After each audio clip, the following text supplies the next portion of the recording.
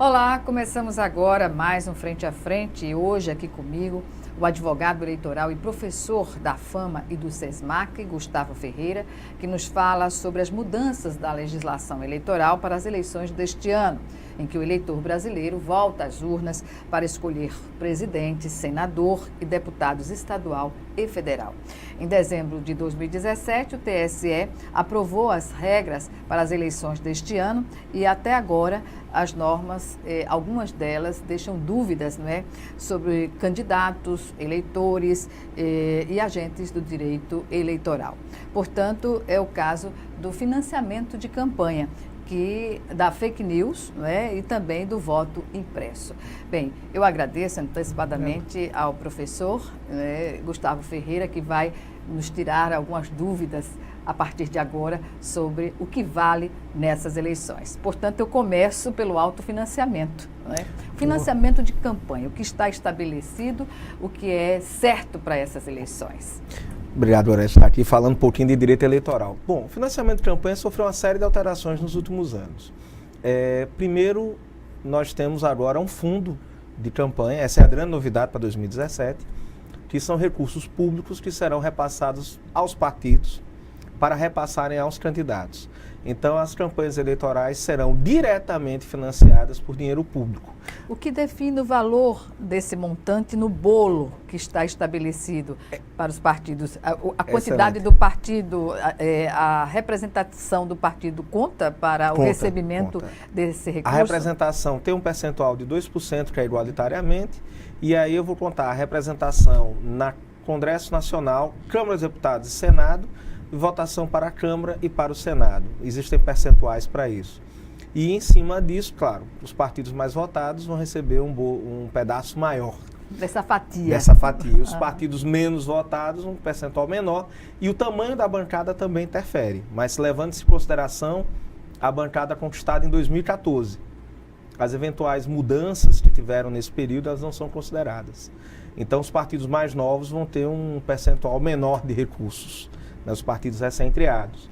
E aqueles partidos que já tiveram um histórico maior, formaram bancadas mais robustas, vão conseguir ter um percentual bem interessante para poder usar nas campanhas. Com a janela partidária e novas nomenclaturas, na verdade, não é? Exato. Como é que fica essa distribuição? Ainda permanece? Não, leva-se em consideração 2014. Até porque, e aí um ponto interessante, Gorete, as novas nomenclaturas, até agora são os partidos que apenas mudaram de nome. Né? Então você tem o PTdoB, que virou Avante, né? O PTN virou Podemos, o PP agora é só Progressistas, né? O PSDC vai virar DC, Democracia Cristã. O PMDB tirou o P, né? Virou MDB.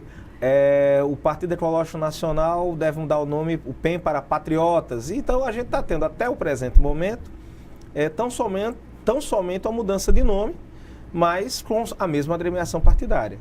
Alguns estão fazendo alterações programáticas, mas são bem pontuais. Bem, mas o que vale para o autofinanciamento, por exemplo? A pergunta é excelente, porque se chegou a cogitar no TSE ter uma limitação ao autofinanciamento. Seria essa limitação? Hoje, o cidadão comum pode doar até 10% do seu rendimento no ano anterior, isso é importante. Imposto de renda. Imposto de renda, né? O que você ganhou em 2015, 2017, está declarando agora em 2018. O que você ganhou em 2017, 10% daquilo você pode doar a um candidato. Isso, qualquer cidadão, pessoa física. Legal. Mas, Gustavo, eu ganhei na Mega Sena acumulada. Agora esse ano, 2018. Eu posso doar 10% desse prêmio? Não, porque não fazia parte do seu patrimônio em 2017. Só que a ideia era que esse limite de 10% também fosse estendido aos candidatos, que é o autofinanciamento, ou seja, os recursos dele, ele teria esse limite. O próprio candidato. O próprio candidato estaria vinculado a essa limitação. Se entendeu como a discussão estava ficando muito em cima da campanha, né, porque, como você bem mencionou, Loreta, as resoluções tiveram que sair até o dia 5 de março por previsão legal, que essa discussão deve ser retomada posteriormente. Então, hoje, qual é o limite do candidato? É o teto de despesa na campanha para deputado federal, deputado estadual. Que deputado federal 1 milhão, então ele pode botar até 1 milhão de recursos próprios na campanha. Né? É o máximo que ele pode. Porque antes de março ficou em aberto, né, essa questão. Exato. Não se sabia até quanto o próprio candidato, poderia doar à sua campanha. Na verdade, eles queriam criar um limite que não tinha. Uhum. Então, para essa eleição, se entendeu que, por prudência, se mantém esse teto, que já está previsto na lei, sendo o máximo do candidato de autofinanciamento, né, de financiamento com recursos próprios, mas para 2020 é bem provável ter uma mudança. Mas é claro que essa nova lei, ela ainda faz manter o poder econômico nas eleições, não é isso? As desigualdades continuam praticamente as mesmas, não é? E eu vejo que um agravante, e aí destoando da maioria, porque a ideia foi, não, vamos reduzir o tempo de campanha, vamos limitar a propaganda como forma de baratear custos. Não barateia. Há muito tempo eu defendo que você tornou mais difícil uma renovação. Na hora que eu tenho uma campanha, antes eram 90 dias, desde 2016 caiu para 45 dias, mais ou menos, de campanha. Eu tenho uma campanha muito curta. É pouco para o eleitor conhecer o candidato, a não ser que ele já tenha definido a sua escolha. Muito bem. E tenha definido, ou ele vai fazer o que, o eleitor? Usar os nomes já conhecidos. Uhum. Então, um nome novo para aparecer tem que fazer um trabalho anterior muito forte. Ele tem que se fazer conhecer por outros mecanismos, por outras formas, para aí sim poder se lançar e nesses 45 ter um êxito. Um candidato que resolva efetivamente, eu sou um novo nome, vou me lançar agora para fazer campanha em 45 dias, a não ser que seja um fenômeno midiático, né? Uhum. Os fenômenos que surgem no YouTube a todo instante. Pois A não ser que seja algo assim, é muito, muito difícil. E sobre esta questão, eu antecipo aqui, já que falou nas questões midiáticas, né? Exato. As questões relacionadas às fake news. Como encarar para o candidato, para o agente do direito, inclusive para os eleitores que ficam indignados. Como é que vai ser uma guerra, não? Vai. Isso, na verdade, a gente já tinha sentido isso na eleição 2014. Na eleição 2016, a sensação talvez não tenha se tornado tão geral porque ficou localizada na eleição municipal. Então, a fake news circulava no município, né? Mas em 2018 a gente imagina que isso vai voltar com uma força muito grande. E os mecanismos para a justiça eleitoral? Esse é um problema sério para a justiça eleitoral. Quando a gente está falando de fake news, notícias falsas, em rádio, TV, em jornais e revistas publicados no Brasil, há uma facilidade da justiça. Ela já tem mecanismos para direito de resposta, há muito tempo, inclusive. Há muitos anos ela já tem. Quando a gente fala na internet de provedores instalados no Brasil, a primeira lei para combater notícias falsas foi da Justiça Eleitoral. Não foi? Antes do Marco Civil da Internet, a Justiça Eleitoral já tinha um regramento para isso, criando penas, multas e até retirada de provedores do ar. Mas notem a observação que eu fiz para os provedores instalados no Brasil. E que estão no mundo aí abertos. Muito bem, quem é da área de informática eu não preciso estar no Brasil para divulgar nada no Brasil. Exatamente. Esse é o grande problema. E aí eu vou ter que envolver a soberania de outros países, entrar em contato no período de 45 dias e esqueça. O que é mais danoso é que uma mentira repetida milhares de vezes, com o poder, né, que se tem nas redes sociais de multiplicar essa informação, daqui que o candidato prove o contrário, eu acho que o estrago já foi, em alguns casos, até irremediável. Sim, né? isso é um risco real. Qual é a sugestão que nós damos aos eleitores e aos candidatos? Aos eleitores verificar a notícia. Na verdade, essa é uma sugestão que é dada de forma ampla, geral e restrita no mundo inteiro. Chegou uma notícia, verifica a fonte. Vê se a fonte é confiável, vê se realmente é um órgão de imprensa que já existe, que funciona, vê se não é um órgão com nome parecido para gerar uma situação de comoção.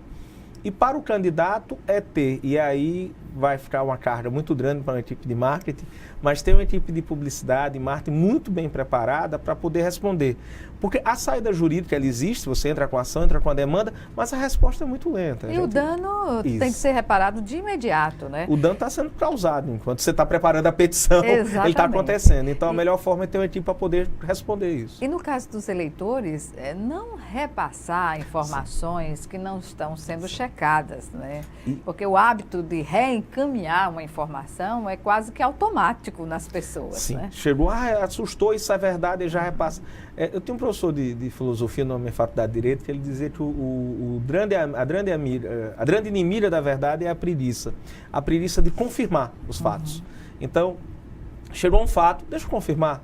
Entra um pouquinho, dá uma olhada, vê se aquilo efetivamente existe, vê se aquela pessoa é uma pessoa real que está dizendo aquilo. O general fulano de tal disse que ia fazer uma intervenção. Existe um general com esse nome? Ele realmente falou isso? Então, existem inclusive páginas na internet para combater fake news. Procura essas páginas. Verifica se aquela notícia de fato aconteceu. O eleitor... e aqui no Brasil a gente tem um hábito, às vezes, de passar a responsabilidade nossa, democrática, para a legislação. A responsabilidade democrática é do eleitor. Então, ele deve assumir essa responsabilidade. Então, fake news é um absurdo. Ok, mas se você combater... Não alimentá-la, ela se torna um absurdo cada vez menor. E a meta é essa, efetivamente. É a saída ainda melhor. Porque as outras, a gente fica com medo de... Se tentou até criar uma regra de retirada imediata, mas isso poderia gerar uma situação, na verdade, de censura, que é muito pior que a fake news. Né? É muito pior. Então, agora dá uma notícia que eu não gosto, falando de mim, eu faria uma denúncia lá. E qual o critério? E aí, até o presidente Michel Temer, de forma muito sensata, vetou esse artigo, mas foi aprovado pelo Congresso. Poucas vezes, né? Uma atitude sensata, digamos assim, diante do que o cenário nacional apresenta à sociedade. Mas nesse caso ele foi. Exatamente. Nesse caso ele foi. Mas e o Facebook? Como fica nesse contexto? O Facebook é um grande problema até hoje na Justiça Eleitoral. Até para a campanha extemporânea, não é? Sim. Ele tem sido... Veja só, hoje... Notadamente. Nós temos, e aí a menção da campanha extemporânea é feliz, Loreto, porque nós temos hoje uma série de autorizações para a pré-campanha. Então, por exemplo? O candidato, pré-candidato, ele pode abrir uma página, pode falar de propostas, ele pode divulgar seu nome, ele não pode pedir voto. Novidade esse ano, ele pode impulsionar a propaganda, que não podia em 2016. Como assim? Impulsionar é uma ferramenta que tem no Facebook, onde eu divulgo, Gorete quer ouvir a população do Tabuleiro do Martins. Em 2016, se você impulsionasse, pagasse para isso acessar várias pessoas, havia uma multa. Esse ano está autorizado. Está aberto. Agora não pode pedir voto. Em nenhum momento? Nenhum momento. Pode pedir voto. Então, vote em mim, lembre de mim em outubro, nada disso é permitido. Mas falar de propostas, olha, eu quero ouvir sua opinião, encaminhe suas ideias para mim, isso é possível sim. O problema é quando a pré-campanha ela entra no pedido de voto ou, que a gente tem visto em algumas mensagens, um tom agressivo em relação a possíveis adversários. Que normalmente são feitas...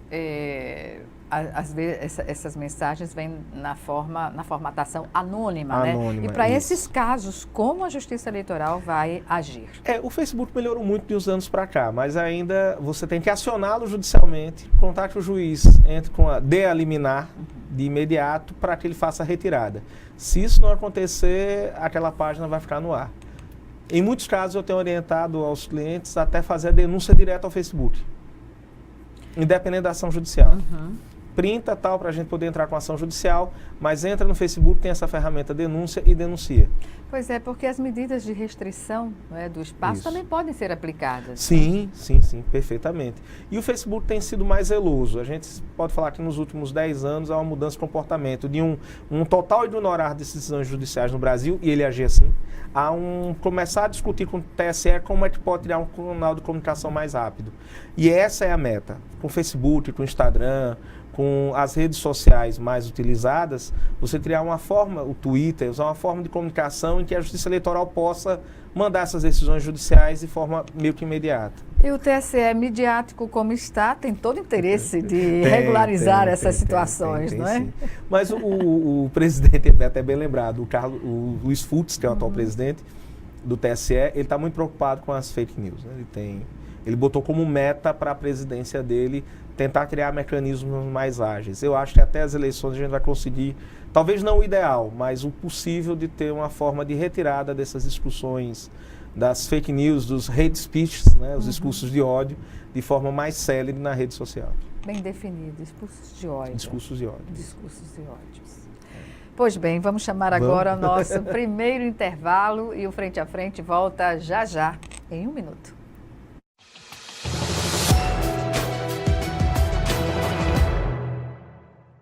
Tenho 22 anos e sou mãe de 4 filhos e perdi mais 2. O primeiro eu tive com 13 anos, foi muito difícil. Quer dizer, ainda é muito difícil criar tanto filho. Eu nem sei se a minha vida podia ter sido diferente. Nem deu tempo de saber. Se cuide. Filho não é brincadeira. Política Nacional de Planejamento Familiar. Ministério da Saúde. Brasil. Um país de todos. Você não precisa ir até a delegacia para registrar a perda ou furto dos seus documentos ou aparelho celular. A ocorrência já pode ser registrada pela internet. Este é o trabalho da Delegacia Interativa, uma nova delegacia de polícia especializada no registro de ocorrências pela internet. O serviço foi criado graças à parceria entre a Universidade Federal de Alagoas, o Instituto de Tecnologia e a Secretaria de Defesa Social. Acesse www.delegaciainterativa.al.gov.br.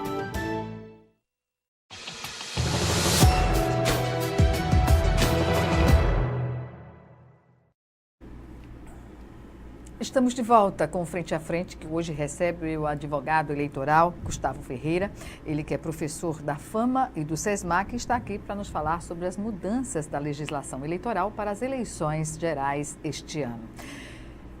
Professor, voto impresso com urna eletrônica.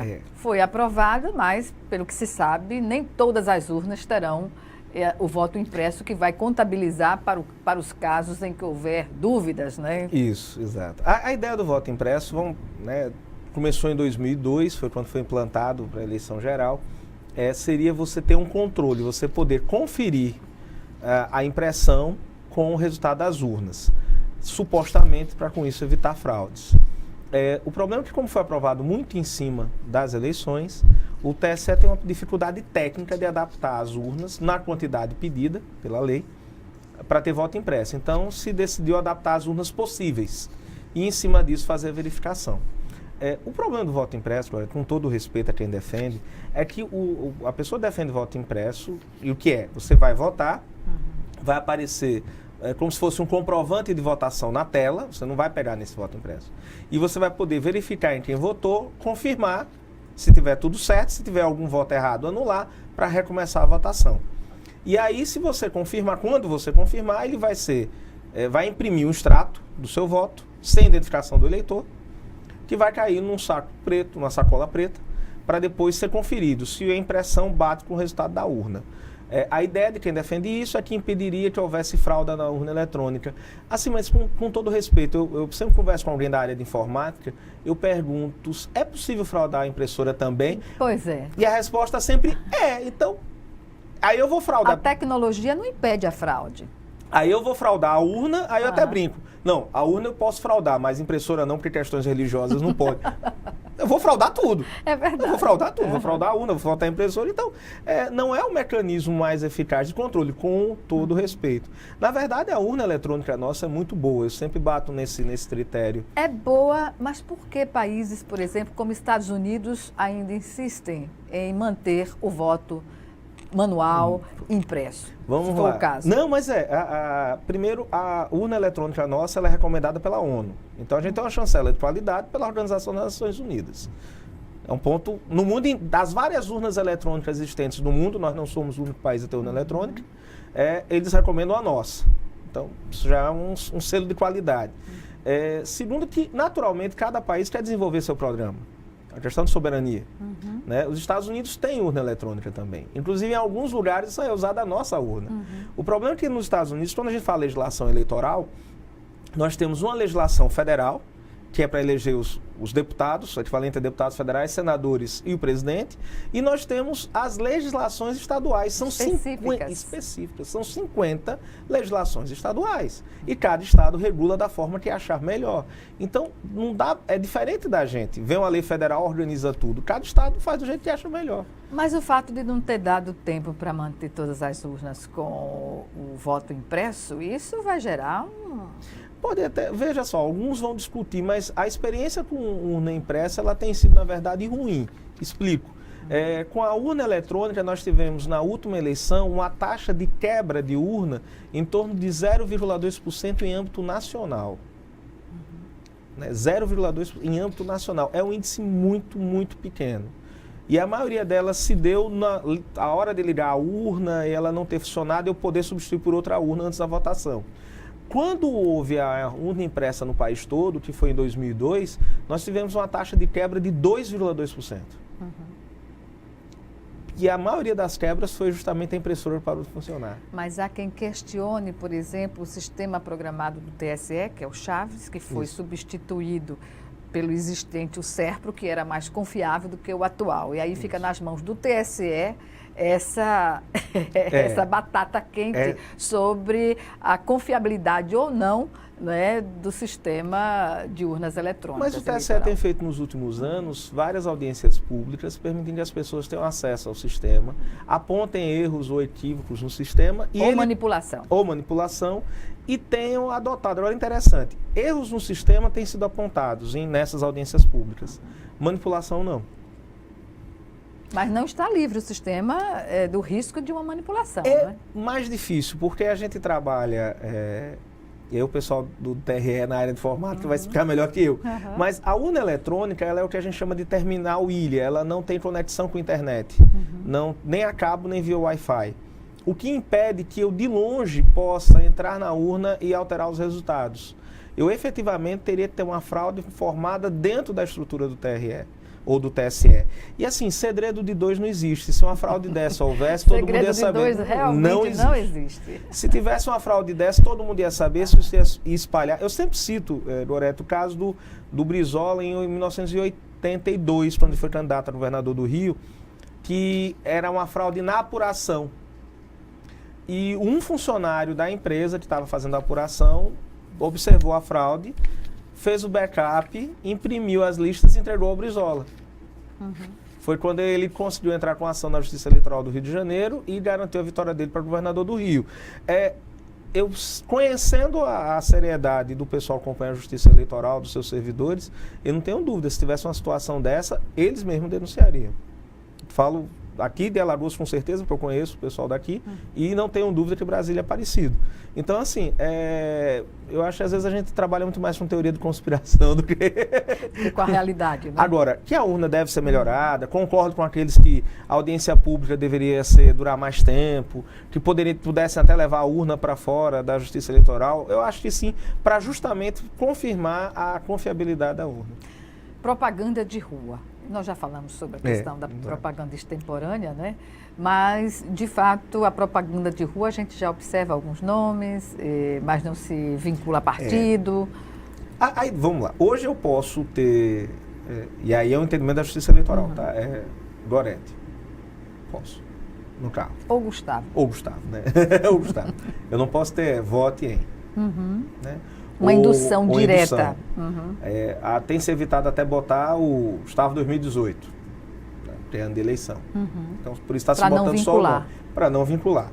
Né? Isso é permitido. Tá? Fazer reuniões de partido, reuniões para pegar propostas, o partido vamos imaginar, o partido vai ter um candidato a governador, a senador, vai ter candidatos a deputado, e aí faz reuniões públicas, né, para discutir isso. Isso é possível. O que eu não posso hoje ainda eu estar uma distribuição de Santinho. Santinho, ainda não, só a partir do dia 15. Me chamou a atenção entre as resoluções a que diz respeito à manutenção da regra quanto à contratação de cabos eleitorais. O máximo não poderá ultrapassar 1% do eleitorado por candidato nos municípios de até 30 mil eleitores. Isso. Sendo permitida a contratação de um cabo eleitoral a mais para cada grupo de 1.000 eleitores que superam os 30 mil. Exato. Mas essa regra... Não, eles cedem. É seguida à risca. Pelo menos formalmente é. Pelo menos nas prestações de contas que nós acompanhamos, tem sido seguido, sim. E aí a Justiça Eleitoral olha isso com lupa. Candidato que acha, vou botar acima desse limite e ninguém vai notar. Não, a Justiça Eleitoral tem sido muito rigorosa nessa observação. Por causa de um precedente curioso. Foi um prefeito do interior de São Paulo que ele contratou em torno de 14%, 16% da população do município. Foi uma coisa absurda, né? E aí ficou evidente, na verdade, ele estava comprando voto e usando dos cabos eleitorais como desculpa. Debates e telemarketing. A gente sabe que o telemarketing hoje é uma força propulsora de candidaturas, né, em geral. Mas a proibição do telemarketing, aquela ligação, o eleitor não vai receber essas ligações mais. Né? Há um questionamento disso. Agora, debate deve Está ter. aberto. É para ter debate. Lembrando que devem ser chamados todos as representações. Quem tenha pelo menos mais de 5 deputados federais eleitos, né? É obrigatório chamar, os menos é opcional. É opcional. E os menos sempre reclamam do fator antidemocrático de reunir todos os candidatos. A sua opinião pessoal sobre essa questão? Eu chamaria todos. Eu só acho que é mais democrático. Até porque a lei permite, quando é um grupo grande, eu dividir. Né? Eu lembro que em 89, que foi uma eleição presidencial também recheada de candidatos, uma das emissoras de TV da época, ela fez 2 debates com os que estavam, e usou um critério bem objetivo. Aqueles que apareciam a mais nas listas de pesquisa num dia, e os que apareciam menos no outro dia. Se não gostar, não vai. Né? E isso foi interessante, eu acho que você cria uma movimentação.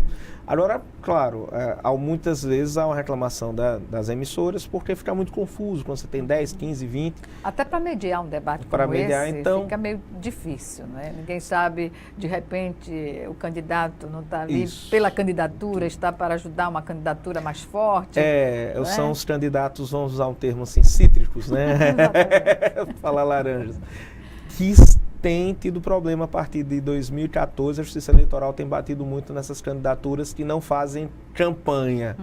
Serve para apenas atacar. A Justiça Eleitoral desde 2014, 2016 tem sido muito rigorosa nisso. Mas é muito fácil perceber esse perfil, né, pelo horário eleitoral gratuito. Né?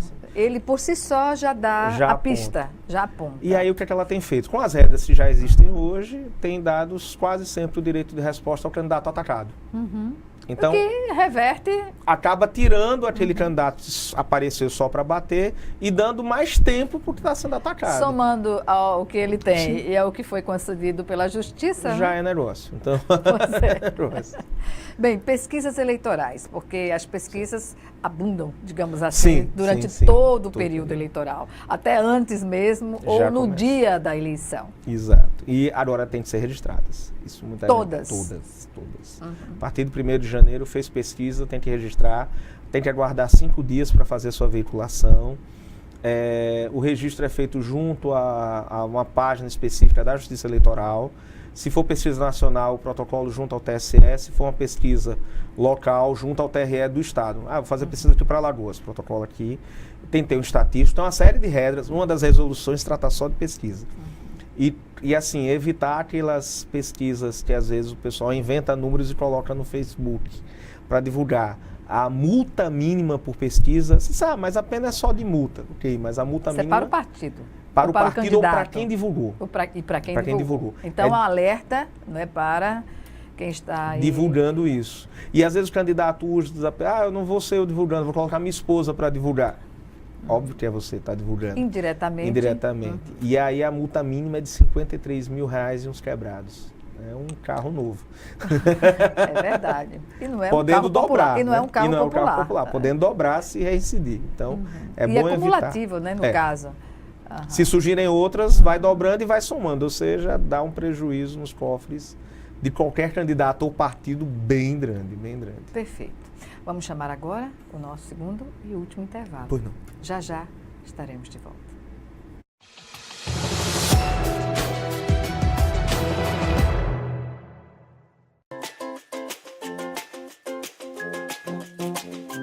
Você sabia que o Brasil é o campeão da lista de países que sofrem fraudes na internet, também conhecidas como phishing?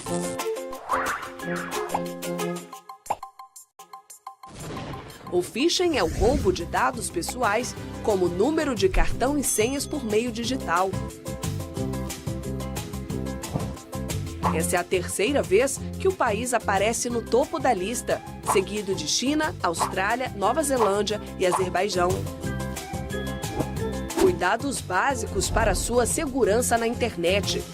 Não abrir e-mails suspeitos. Fazer downloads apenas de fontes conhecidas. Utilizar sempre o antivírus, que deve estar atualizado. Quer mais informações como esta? Acesse facebook.com/mpfederal.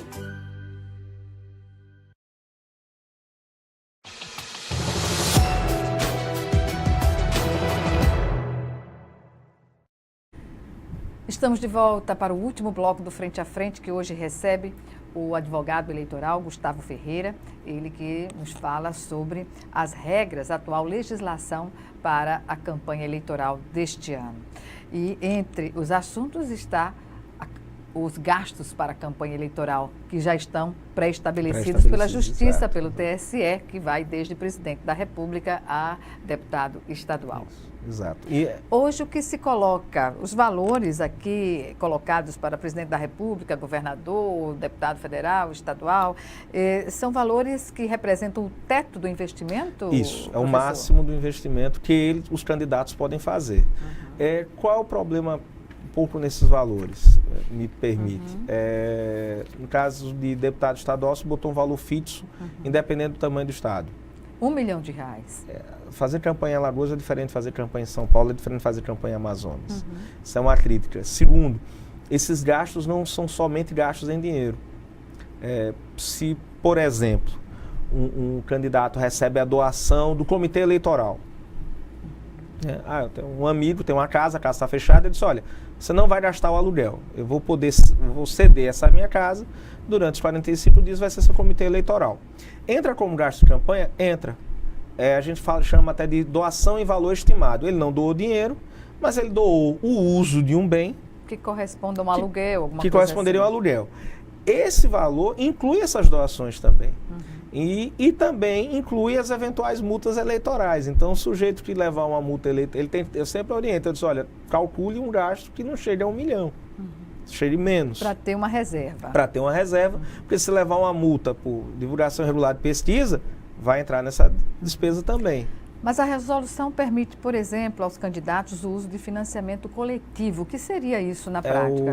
Você abrir são as vaquinhas virtuais, desculpa o termo, mas usar o termo popular. É aquela, o pessoal chama o nome bonito em inglês, crowdfunding, né? Mas vamos usar do português, é a vaquinha virtual. Você abre e pede os amigos doem para que você possa usar na campanha. A ideia é interessante, a aplicação da ideia tem sido complicada. Como o senhor vê os valores que foram colocados para cada cargo eletivo? Quando a gente fala de presidente, é um valor até razoável, 170 milhões, né? 35 milhões para o segundo turno. Razoável, perdão para quem está nos ouvindo, não dá para fazer campanha para presidente num país continental como o Brasil com R$2.000. Isso a gente está botando o pé bem no chão. Mas quando a gente vai para deputado estadual, deputado federal, eu faço essa crítica, são realidades diferentes. São situações diferentes, são comunidades diferentes. Pode ser uma campanha no Distrito Federal seja mais barato que no Amazonas, porque eu tenho que viajar de avião para bater o estado. Exatamente. E no DF eu posso fazer isso de carro. Eu tenho um sistema de transporte bom lá. Tem que avaliar toda a logística da campanha. Eu fico preocupado com esses valores. E aí pode forçar a que o candidato, mesmo aquele candidato correto, acabe tendo que fazer um caixa 2, no sentido de não declarar todas as despesas, para obedecer o limite de R$1 milhão. Então você acaba levando até o candidato que é certo a ter que ter infelizmente, um caixa 2 para poder respeitar esse limite. O melhor, efetivamente, era permitir que a Justiça Eleitoral tivesse uma estrutura de fiscalização para poder analisar as contas em tempo real. O pessoal da Justiça Eleitoral que analisa as contas é um pessoal muito sério. Só que eles pegam as contas depois que a campanha passou. Mesmo com as parciais e tudo, que hoje já foi exigência para tentar regularizar isso, muitas vezes o grosso mesmo da despesa vem depois. E aí, para dar tempo de analisar, de ver de todo mundo, por mais bem intencionados e dedicados que sejam, e são, não dá tempo. E às vezes eventuais falhas não aparecem ali. E podem penalizar o candidato já eleito, Já o que eleito. ocorre, o que normalmente ocorre, não é? Isso pode dar uma dor de cabeça já depois do eleito, já depois de empossado. Então, isso é difícil. E dá uma estrutura também à Polícia Federal de ter uma equipe que possa fazer uma investigação eleitoral prévia. Esse é o grande problema. Nós temos uma delegacia especializada em crimes contra o Estado, que envolve crimes eleitorais e alguns outros. E essa delegacia tem uma composição mínima aqui em Alagoas e em várias unidades da federação. Então, por mais dedicação e tempo e empenho que tenham, eles não conseguem pegar todas as denúncias ou não conseguem apurar em tempo prático todas as denúncias. E por falar em denúncias, como o senhor avalia, por exemplo, a prisão do presidente Lula em segunda instância e o que isso representa para o cenário eleitoral polarizado que está no país, não é? Vamos lá. Vou ficar na área eleitoral, porque a área penal não é minha, então vou deixar essa bronca para os colegas que são criminalistas. Eleitoralmente falando, na hora que a prisão para fins eleitorais ela não é importante. Interessante dizer isso. Ele pode ser candidato preso? Sim. Pois é, isso que se coloca. Essa seria a minha segunda pergunta. Ele está sendo candidato preso. Ele pode, não tem problema nenhum. O problema que tem é a condenação em segunda instância. Porque aí nós temos a lei da ficha limpa, que foi uma lei sancionada por ele enquanto presidente, que prevê que as condenações em segunda instância em alguns crimes, em alguns ilícitos cíveis eleitorais, por improbidade administrativa, em algumas situações. E aí, em segunda instância, a gente tem um juiz em primeiro grau, né, para quem está nos vendo, e em segunda instância, quando tem um tribunal que julga o recurso. A instância superior são os tribunais com S, né, STJ, STF, TSE. Aí a segunda instância, confirmando a condenação, você fica inelegível. Na verdade, a regra é até um pouco mais ampliativa, é órgão colegiado. E aí entra o tribunal do júri. Qualquer dúvida ou qualquer suspeita de que seja algo monocraticamente colocado ou direcionado, por intenção pessoal. Exato. Não é? E aí, com essa condenação, gera inelegibilidade. No entanto, a própria lei da ficha limpa criou uma cautelar, não há um nome específico, mas eu brinco, chama cautelar de elegibilidade, onde você pede ao tribunal acima daquele que o condenou, do órgão colegiado condenou, que ele permita a candidatura. Esse tem que ser feito esse pedido ao tribunal e aguardar que haja uma manifestação favorável. Recentemente nós tivemos um caso do ex-senador Demóstenes Torres, ele entrou com esse pedido, e o ministro Dias Toffoli concedeu liminarmente. No entanto, o Ministério Público, a Procuradoria-Geral da República, já está atuando para que o pedido seja julgado pelo Pleno do STF, né, para definir se poderá ou não ter a candidatura do senador. Nós temos aí duas candidaturas emblemáticas em meio às denúncias que foram colocadas, né? Uma é o ex-presidente Lula e agora o senador Aécio Neves, que cogita-se que ele saia candidato ao governo de Minas ou ao Senado nessas eleições, a reeleição.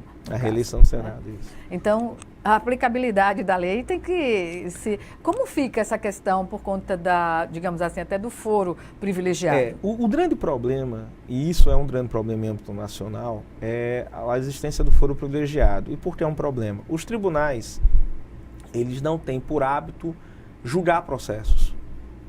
A função deles é julgamento e recursos. Unicamente. Unicamente. Então, quando ele vai julgar um processo, e o foro privilegiado é justamente isso, eu poder ser julgado por um tribunal, o andamento acaba sendo bem mais demorado, bem mais lento. Então, quando você tem alguém que não tem foro privilegiado, que é o caso do ex-presidente, e de mais 100 e tantas pessoas que foram condenadas na primeira instância só no Paraná, a gente não está nem falando dos condenados a Lava Jato no Rio de Janeiro, você tem uma celeridade maior, porque a função do juiz de primeiro grau é essa mesmo, fazer audiência, julgar, resolver. Quando a gente vai para o STF, e não é só o senador Aécio, você tem uma quantidade, são em torno de 40 nomes denunciados só na Lava Jato, só estamos sendo específicos, com foro privilegiado que não foram sequer julgados. Alguns a denúncia sequer foi analisada, porque tem essa exigência, tem que analisar a denúncia, se a denúncia for acolhida, aí começa o processo. Então, assim, mas é uma culpa do STF Eu vejo que não é do STF em si, a culpa é da estrutura, de você pegar um tribunal... Da Justiça da no Justiça, Brasil. que deveria ser a nossa corte constitucional, ou deveria ao menos agir só como corte constitucional. Agilidade nesses processos. Exato, né? Mas eu defendo, na verdade, e aí concordo com a Procuradora-Geral da República, Raquel Dodge, uma redução radical no foro privilegiado. Né? Talvez você limitar a quantidade de pessoas favorecidas e limitar aos crimes ocorridos no mandato e com vinculação ao mandato. Eu pratiquei esse delito, esse crime... No exercício do mandato por ser deputado, por exemplo. Fui favorecer a empresa na condição de deputado. Não, eu bati na minha mulher em casa, eu sou deputado. Sim, mas não tem nada a ver. O fato de você ter cometido uma violência doméstica não tem a ver com o fato de você ser deputado. Vai para a primeira instância, vai para o juiz comum, o juiz da violência doméstica, juiz comum em primeiro grau para resolver seu problema. E aí você vai ser julgado logo. Né? Seria, de fato, você limitar essa atuação. É porque essa questão da imunidade parlamentar está para as questões relacionadas ao exercício... Exatamente. Ele nasceu para isso, para garantir o exercício parlamentar. O problema é que se ampliou de uma forma no Brasil que ele virou mais ou menos um garantia de segurar processo. É horrível dizer isso. Né? Então eu tenho um processo, qualquer processo, de qualquer natureza, antes do mandato. Fui eleito, opa, peraí, para tudo aqui. Né? Para de ouvir quem está ouvindo aqui em primeiro grau, remete para segundo grau, para a instância superior e aguarda o julgamento lá. Isso, no âmbito das nações democráticas, a imunidade tem esse papel? Tem. Esse papel extensivo ou não. Prende-se apenas às questões relacionadas ao mandato? Especificamente as questões relacionadas ao mandato. Eventualmente pode ter uma exceção ou outra no país, mas estamos falando da média, né, das nações democráticas. É vinculado às atividades do mandato. Mesmo. Aqui a gente acabou estendendo por demais. Para as eleições, a questão do uso e geração do horário gratuito, o que vai ser permitido no horário gratuito, o que aconteceu na eleição passada que não pode acontecer em 2018? Alguma restrição ou não? Não, a gente tem o horário, ficou mais reduzido, né? Você vai ter mais as inserções, os candidatos vão poder, as limitações são as de sempre, de evitar montagem, trucagem, há uma determinação que já tinha em 2016 de você não ter um apresentador, né? Todo o tempo aparecendo, tem tempo para o apresentador. Então, na verdade, as mudanças foram bem mais pontuais. Agora continua tendo horário reduzido e se favoreceu, até por causa da dinâmica da sociedade, as inserções.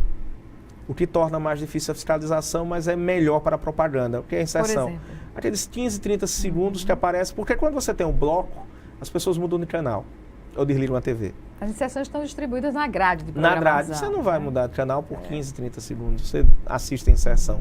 Torna mais difícil a fiscalização? Sim. Mas torna melhor a comunicação com o eleitor? Também sim. E auditoria e fiscalização nessas eleições? O senhor acredita que os TREs estão preparados com o pessoal e os partidos também contam com o apoio dos partidos nesse trabalho, nessa tarefa árdua, né? Que vai desde a campanha até o dia da eleição. Até o dia da eleição. Veja só, o TRE tem um pessoal extremamente qualificado. O corpo de funcionários do TRE é de primeiríssima linha. O que nós temos, talvez, o problema é a quantidade pequena de servidores e a dificuldade, às vezes, de poder modernizar as estruturas de pesquisa. Até porque a multa eleitoral, curiosamente, não vai para o TRE, vai para o fundo partidário. Os partidos aqui recebem. Mas eu acredito nisso, no trabalho deles e, principalmente, na fiscalização dos concorrentes. Isso. O maior fiscal é realmente seu concorrente político. É o candidato. É o adversário. É a oposição ou o adversário. Sempre. Porque, por mais qualificado, eles não conseguem estar em todos os lugares. O adversário consegue. Certamente. Consegue. Bem, estamos encerrando o Frente a Frente, infelizmente. Algumas considerações, professor? Sempre lembrar o eleitor, obrigado por estar aqui, sempre lembrar o eleitor que ele é o senhor do seu voto. Ele é o dono do seu voto. E quem faz a mudança é o eleitor votando. Não é através de lei, não é através de decisão do tribunal. Se a gente quer uma mudança nos rumos do país ou de qualquer forma, tem que ser através do voto válido em candidatos que tragam efetivamente essa mudança. Bem, eu agradeço mais uma vez a sua participação e até uma próxima oportunidade. Com certeza, obrigado. Obrigada a você também que nos assistiu e até o nosso próximo encontro aqui, Frente a Frente.